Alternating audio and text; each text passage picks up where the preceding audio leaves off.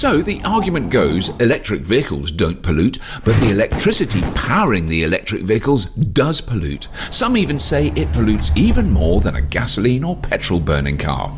If we're going to look beyond the EV itself to the energy that powers it, shouldn't we do the same for the fossil-fueled combustion car?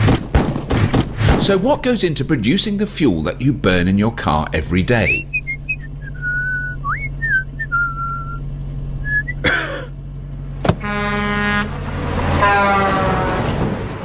Gasoline or petrol starts as oil, on average 5,900 feet below the surface of the Earth.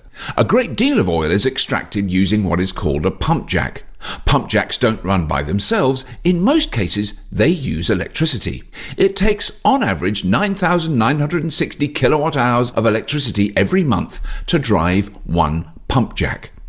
To put that in context, that is enough electricity to power a Tesla Model 3 for 34,860 miles. In the United States, there are an estimated 435,000 oil wells using pump jacks. Estimated electricity use for these wells is over 4,300 gigawatt hours a month. That is a lot of electricity, and that is just to get the oil out of the ground. If we used that electricity to power electric vehicles directly, it would be enough to power over 15 million electric vehicles for a month. That's just US oil wells on land. What about deep sea drilling? The most common way of powering an offshore oil rig is with a diesel generator. An average oil rig generator uses 20 to 30 metric tons of diesel per day. The electrical equivalent to this is 300,000 kilowatt hours. There are an estimated 1,470 offshore oil rigs in the world using over 1.3 billion kilowatt hours of energy a month.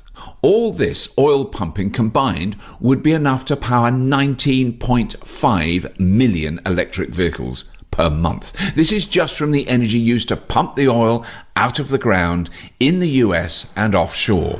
So not only does the fuel pollute when we burn it in our cars, we are also using a huge amount of electricity just to pump the oil that makes the fuel. Combining the pollution from the tailpipe emissions with the emissions generated to pump the oil out of the ground is not a pretty picture. And pumping oil is not clean. Millions of gallons are spilled into the ocean every year, causing havoc for fish and other wildlife. Then that oil needs to be transported. Most of the oil is pumped through pipelines. There are over 337,000 miles of pipeline in the world, carrying most of the 100 million barrels a day we consume. These pipelines use pump stations that use even more energy. Oil is also shipped. The oceans are unregulated as regards emissions, so ships use the cheapest, dirtiest fuel possible to keep costs down, making them one of the largest pollution sources on the planet. Shipping is responsible for an estimated 1 billion tons of CO2 per year, and 10% of that is shipping oil. Because these tanker ships pollute so much, many countries do not allow them to operate near their coastline, so they have to be towed into port where the oil is transferred to a refinery. Refining oil takes a huge amount of energy and generates even more pollution. Refining is done by heating oil up to 800 degrees Fahrenheit or 420 degrees centigrade. Heating 100 million barrels of oil a day to these temperatures requires an enormous amount of energy. Heating this oil generates so much pollution, refineries create a serious health hazard anywhere they operate. Refineries are the #1 pollution source in many major cities around the world. It is so bad that people living near these refineries have a marked increase of lung disease. Once the oil has been refined, it is transported to fuel stations in diesel trucks, creating even more pollution. Then this fuel is burned in cars and trucks right in our cities where we live and breathe. These cars and trucks have internal combustion engines that are extremely inefficient. 70% of the energy from burning fossil fuels is wasted as heat, while only 30% goes to turn your wheels. So after we use all that electricity pumping oil out of the ground, refining it, transporting it, we then waste 70% when we burn it. Fossil fuel production is an incredibly dirty, inefficient process from start to finish. When we contrast all this to powering an electric vehicle, the difference is very stark. Electricity does not need to be pumped from thousands of feet underground, transported with trucks or trains, or pumped along pipelines. It does not need to be shipped overseas. It does not need to be refined, and it is not polluting where we live and breathe. Even if electricity is produced from burning coal, the power plant is far away from population centres, transferred over power lines, keeping any direct pollution away from the population. And if the EV is powered with clean energy, it is clean from start to finish. In the United States, 47% of electricity comes from sources that emit no CO2. In Europe, it is even better at 56%. And the percentage of clean energy is growing every year as coal and gas plants are being replaced by renewable energy sources. So what about the lithium used in EV batteries? Lithium is a metal that is mined in the deserts of Australia, China, Argentina and Chile. Besides being a key ingredient in batteries, lithium is also ingested as a medicine for bipolar disorder.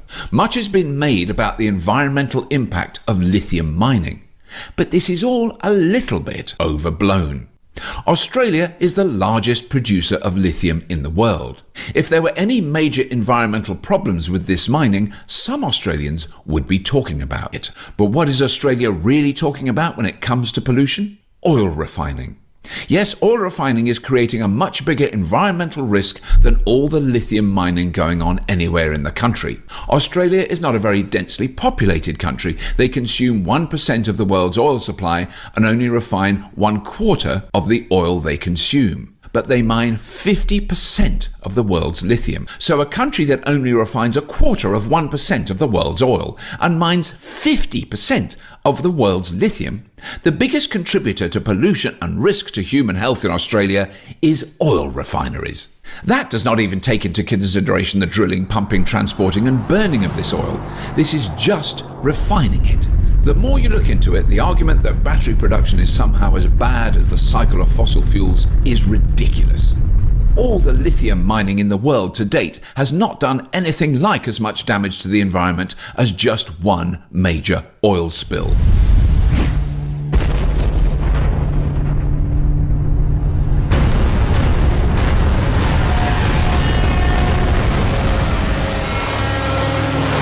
So, what about the batteries? What happens to EV batteries when they get old and are discarded? When no longer practical in an electric vehicle, the batteries can be used as energy storage to power a home or business, giving them a second life. And when they're no longer any good for this, they are recycled, broken down to recover the valuable metals in these batteries to be used in the next generation of electric vehicles. It looks a bit silly to use so much electricity to pump oil out of the ground, create tons of pollution transporting and refining it, to finally waste 70% of it burning it in our cars when we could simply use that electricity directly to power electric vehicles, eliminating the pollution from refining and burning oil in inefficient internal combustion engines. It is obvious when you look at the big picture. Oil production is a dirty, wasteful process, especially when compared to the alternative powering EVs with renewable electricity. Look at that. That doesn't look too good. Now it looks a little better. I think I'm going to try this one out. Okay, yeah, oh, nice inside. Wow. Oh, sorry. Wow, this thing's fast. See ya.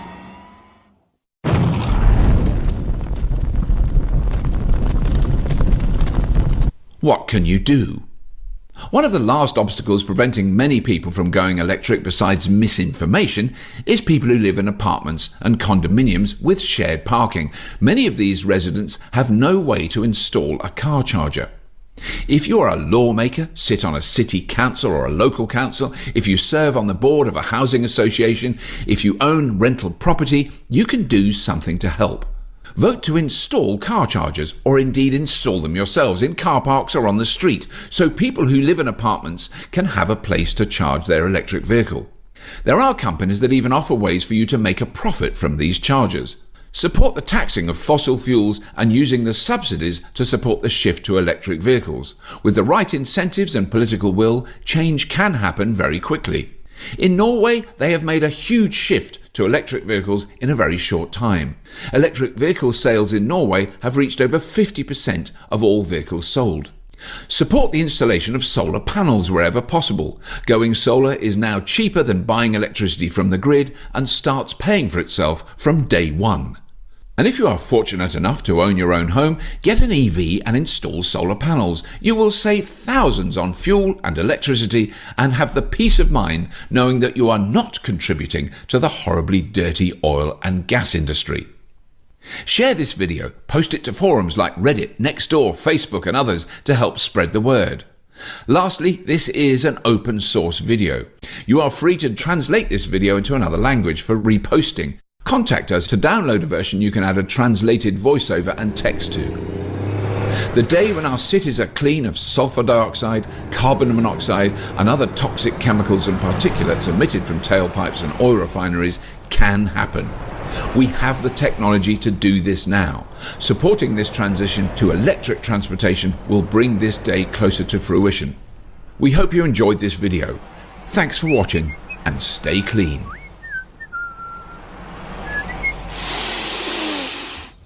Ah.